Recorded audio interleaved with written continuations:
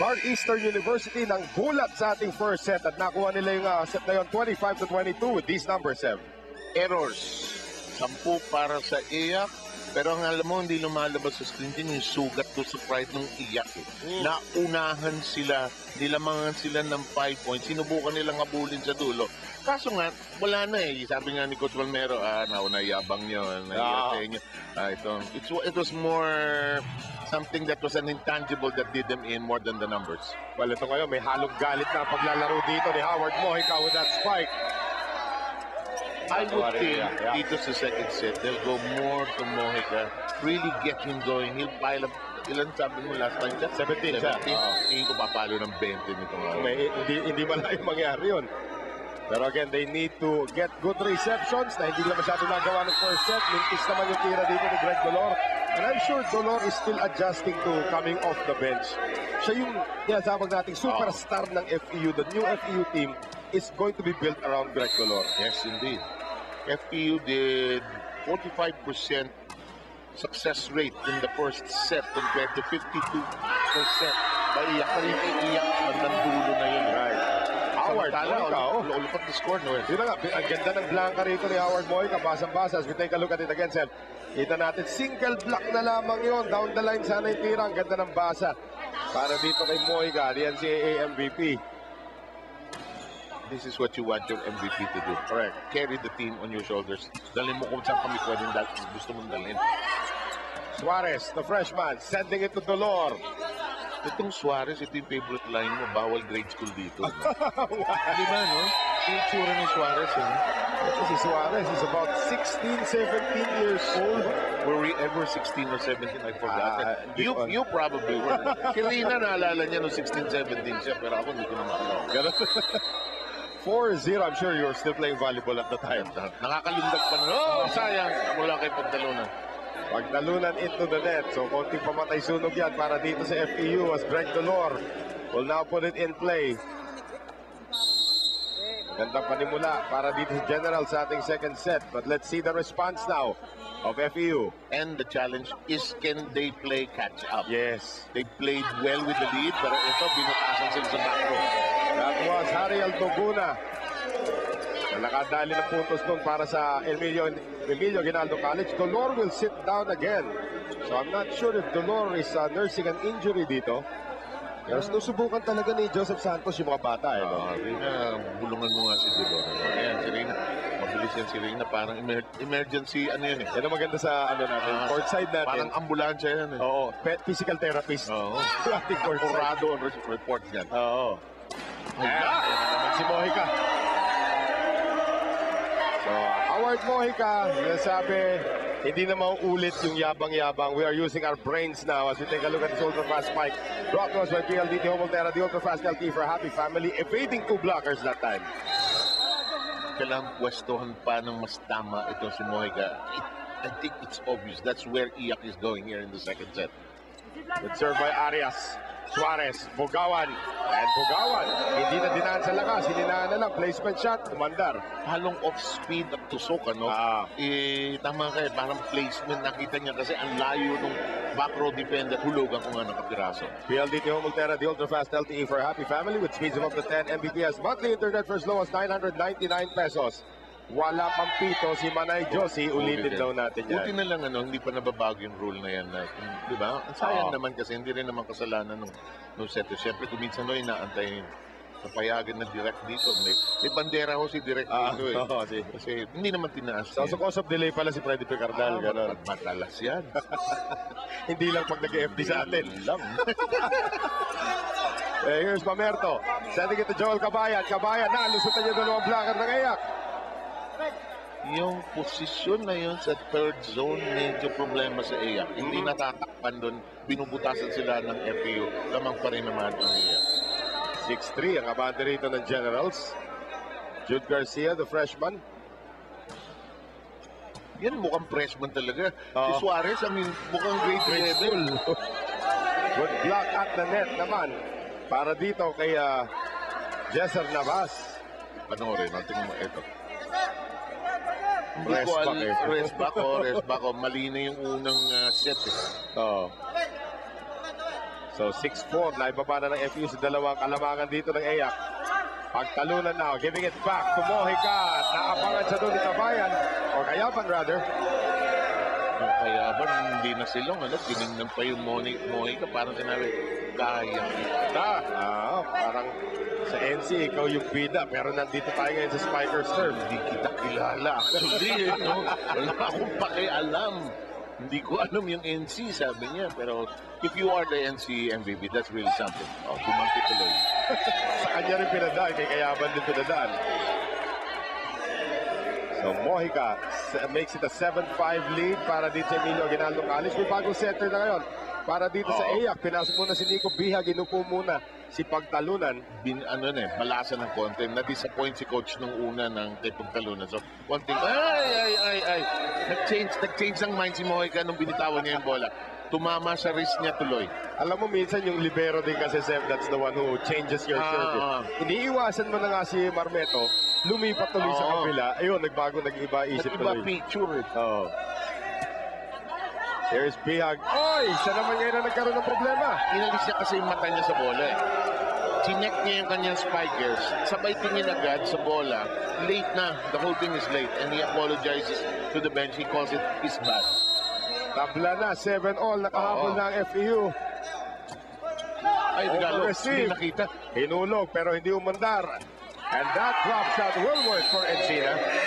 Digita pa rin po itong ating second set. 8-7 in favor of the Generals. We send it now to Rina Villamor. Yes, naman, let's get to know three of the players here. Two coming from FEU at isa galing dito sa EYAC. Itong dalawang taga-FEU ay both 16 years old at both coming from Pangasinan. Itong si Jude Garcia at JP Bugawan. Si Jude Garcia po ay education ang kinukuha niyang kurso ngayon at tama nga sinuwaldon, tricycle driver ang kanyang ama. But he's not new with the volleyball scene dahil ever since high school siya naglalaro din siya sa Batang Pinoy. Now, ang naging awards niya na doon, Best Blocker sa Luzon Leg at naging MVP na rin siya sa National Leg. Just like John Paul Bugawan who also plays in Batang Pinoy, siya naman ang Best Blocker sa Luzon Leg. At tulad nga ni Jude, no, he's taking up first year din siya, taking up applied math at IT naman siya. Yung kanyang mother naman ay isang domestic helper sa New Jersey. Kaya malaking tulong daw yung scholarship na nabigay sa kanya ng FEU. Ito naman si Cedric John Silo. Silo ay tubong Laguna naman at 10 years na siyang naglalaro ng volleyball since high school daw niya sa San Pedro National High School. Ang kanyang kursong kinukuha ngayon ay BSBA Marketing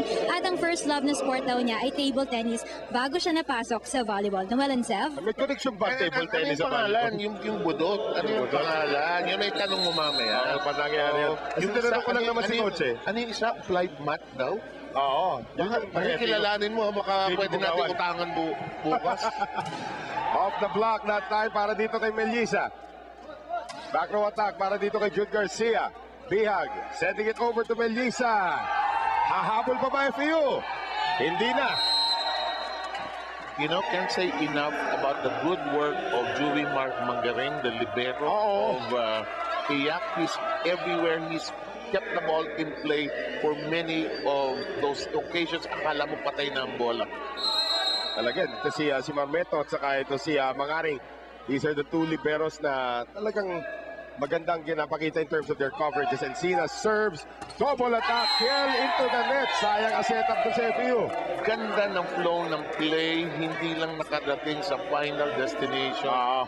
Kasi nagbago isip ng spiker, kung down the line, sinubukan i-cross court. Mas malinis actually down the line, hindi nagpunta ron. Ngayon, ito naman si Encina trying to protect his 3-point lead. Marmeto. Kiel, paatras na tira. Bihag. Ay, quick sana. Hoy, wala pa sa pito. Wala pa pito. 4 touches tuloy. Kasi hindi naman natamaan. Ito si Arias eh. So Bihag will sit once again. Pagtalunan will return. So, palamig lang mong ng konti muna ito si Pagtalunan. Para makita yung takbo ng laro. Pero ito lamang sila at this juncture. 11-9. Kayaban on the serve. There's Pagtalunan now, sending it to Melissa. Check ball. Kung minsan mahirap tawagin yung check ball. Ano yung check ball? Last touch, kumbaga basketball. Pero pag precise at alam ng mga officials ng ating mga linesmen, isa-senyas ka agad. Mahirap tawagin sa tunog din kasi yan eh. Tunog. Maririnig mo sa bola eh. Kaplis ng bola. Kayaban on the reception. Suarez on the quick to Garcia. Kayaban one more time around. Suarez another quick. This time to Kiel. Kabila. Mojica. Hinulog. Marmeto. Ay! At Kayaban nagsisi doon sa ginawa niya. 13-9. One of my favorite coaches. Tapos actually. papasweet pa yan, ano, yung whistle niya. Combination play, Kiel. Nice dig that time from Melisa. Eto na si Mojica, nasa harapan na. Marmeto keeping it alive. Garcia. Here is pagtalunan ngayon. Mojica, dinala sa malayo. Nandun naman si Marmeto. Kiel, mahabang rally na naman. Pagtalunan, kabila, Howard Mojica na abangan at pumasok yung blanca doon para kay Peter Kiel.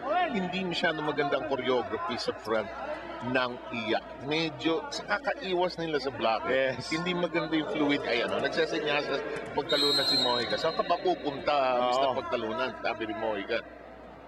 Suarez, great school to. Mojica ito. Ay, hindi. Binigay. Kay Arias, here is Kiel. Aray. Kabila, ito na yung kay Mojica. Marmeto there again for the coverage. Garcia, hinulog na naman. Pagtalunan, yun ang maganda. Delayed trick para dito kay Mark Arias. Arias perfect connection. Pagtaas pa lang ng bola, tama yung call Manuel eksakto. Tingnan mo, ito, pak! Dali. And that's an ultra-fast spike brought to us by PLDT Homoltera, the ultra-fast LTE for a happy family. 14-10. Talo ang iyak sa first set, kaya galit na galit sila dito sa second case. Hindi ngayon lang kayo nagbukas ng spiker's turf. Nice defense that time by FEU. Uulit, papunta rito kay Mojica. Kahit na gano'ng kabilis yung Marmeto, lakas talaga ng palo ng Mojica. Parang yung sino yung kinakover natin sa Shakey's Billig? Si Donna Henson. Dana Henson. Saan nanggagaling yung Power. lakas ni Mojica? No? Diba? Papahiyat-pahiyat na kaya parang ting-ting nga di ba? Pero lakas na sa wrist at saka sa legs, actually. That's right. 15-10. Ang ating score, Eyak, abante ng 5 ngayon, abante na lamang ng 4 net violation kontra sa Eyak. Tinawagan ni Rep Jocelyn at umaalog pa yung net. Agree naman si Lumer sa baba. Umagalaw pa yung net. Nagulat ba tao nung under 23? Ang daming kasing adjustment. Sipo 20 net violation sa first set. Nahirapan ng Pilipinas doon. Oo, kaya natalo sa Iran yun eh. Kaya naman yung second time na nakalaban Against Kazakhstan, okay na sila. Oo. Samantala, okay na okay so far. Itong Emilio Ginaldo College, 5 ang kanilang kalamangan kontra sa Far Eastern University. 16-11, Emilio Ginaldo College, abante ng 5 kontra sa Far Eastern University. Nahanap na rin po natin ang ating ultra fan family of the game, the Encina family. Si Darlito, Susan, Joan, and Carl at malamang sa alamang kumakampi sa Emilio Ginaldo College itong pamilyang ito. Mga kamag-anak ni team captain Israel Encina. Alam mo, ang volleyball, ganito nag-umpisa. Ang Shakey's Billig, ganito nag-umpisa. Pamilya at kaibigan ng nanonood. Pero itong men's volleyball, Sam, on the rise talaga. Unti-unti na ho na. Kung meron tayo natutunan doon sa Shakey's Billig, i-apply ho natin dito yan. Samantala, Noel, ito mainit ka ulo ng iyak kasi naisahan sila. Ang ganda ng lesson ni Coach Balmero kanina. Yabang. Yan, di ba? And they're now playing with a purpose dito. Especially ito si Howard Mojica. Although that time, kinapos yung kanyang tira. Wala nang yabang-yabang, wala nang over-celebration. All business na kaya ng Emilio Ginaldo College. Yung lipat ni Mojica, may turbulence, take-off pa lang. Umalog yung aeroplano. Ito kaya na serve para kay Jude Garcia. Pagtalunan. Mojica na apangan ni Bariga. Uli. Si Bariga, nakita niya doon pa lang sa set eh. At ito si Lumer Parillo, sinabi kay Manay Josie, oy, warningan mo nga yung number 9 ng FEU at nagse-celebrate masyado. Tingnan mo yung, sinigawan niya that time si Howard Mojica. So, verbal muna. Warning dyan para hindi magkaroon ng taunting ng araw. Talagang alaskahan niya. Combination play ngayon. Drop shot by Encina. Hindi pinalo. Did not work that time. Barica naabangan that time ni Doguna. Marmeto, kailangan itawid yung bola. Pagtalunan, dinala sa likod. Doguna. Labas, Barica. Dalawa na naman ang nakabang. Ganda ng net defense ngayon ng Emilio Ginaldo College. Mojica off the net. Hindi pumasok. daing ni Rodrigo Palmero, ramdam na ramdam mo, no? Disappointed siya sa nangyayari sa team niya. Parang ito ba yung team na nag-champion sa NC? Parang sinasabi niya, kayo ba yung kilala ko?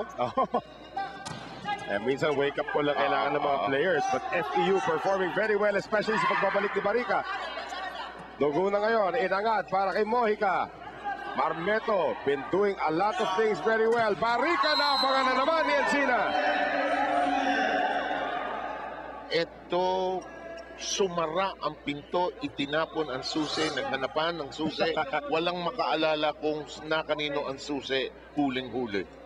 Ang ganda ng blocking talaga at the net nitong Ayak. It's a picture-perfect execution. So 17-15 ang ating score. Balik ulit sa dalawa kabante rito ng Emilio Aguinaldo College. Jump serve coming up from Howard Mojica. That is good. Pulis na pulis, ano? Akala mo kasi aabot sa'yo doon sa pwesto mo. Pagka maganda yung pagkakatapsin, sasalap ng pababa. Oo. If you play this game, yung likod, akala mo nasa harap mo, yung pala wala ka sa pwesto. Tingnan natin kung ulitin ni Mojica yan. Well, Micas is the official ball of the Spikers turf. So si Mojica. Why not? Oo. Duduli. Pero nakuha naman niya ng FEU. Barika wala sa pwesto, tinira pa rin. Pagtalunan, galing likod, Mojica! Now you begin to understand why he is the NCAA Yes. MVP. He can strike from the front, from the back. Marami siyang alam gawin. Ultra fast spike pa yan. Atid sa atin ang PLDT Home Ultera, the Ultra Fast LTE for a happy family. So tapos na ang eksperimento para dito kay Sian Silang, the freshman center. So another freshman center coming back in. Ito naman si Owen Suarez. I'm really getting old. They're getting younger and younger. Look at them, ano? Ito yung paborito kong line mo. Bawal ang grade school dito. Pero ito, tingnan mo, batang-bata. But they are, of course, exceptional athletes. Oo, naman. Yan naman ang hinahanap natin. Suarez, JP Bugawan, binuhay naman yan. Ito si Mangaring. Mojica, pinamigay. Hay! Masyado malapit sa net. Regalo. At sabi ni Mojica, hindi ko na ulitin yung coach. Hindi na. Kaya Marami yun. nagtatanong, Noel, ano, bakit regalo ang tawag? Kasi parang inaabag sa iyo eh. Paluin mo na lang eh. Ay, naku, kung kayo yung naglaro nito po, Yes. pag adya kayo sa net, ang laki-laki ng bola gusto niyong upakan. At saka nalalaki mata mo Oo. bigla. Oh, Ay. yan na. Ito lang pass. Jesser Navas sending that one long. So, ang ulit sa apat, ang kabante rito ng Ayak. Si Emilio Aguinaldo College needing 5 points para makuha itong ating second set and tie us up.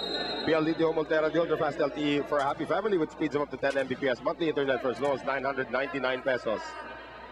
So ngayon, eto si Hariel Doguna.